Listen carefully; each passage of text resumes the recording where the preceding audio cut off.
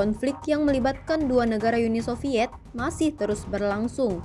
Rusia sampai saat ini masih terus konsisten dengan misi awalnya mengalahkan pasukan lawannya. Baru-baru ini beredar sebuah video di media sosial Telegram pada Jumat 20 Desember 2024. Dalam rekaman tersebut memperlihatkan momen tentara Rusia mengibarkan bendera kebanggaannya setelah berhasil membebaskan Pemukiman Ostrovsky dari orang-orang Ukraina. Dapat dilihat dalam rekaman bukti pembebasan Brigade Pengawal ke-39 dari Pemukiman AK ke-68 oleh pasukan. Prajurit Sakhalin yang membersihkan kota dari musuh menurunkan bendera lainnya dari bangunan tersebut, lalu memasang 3 warna Rusia.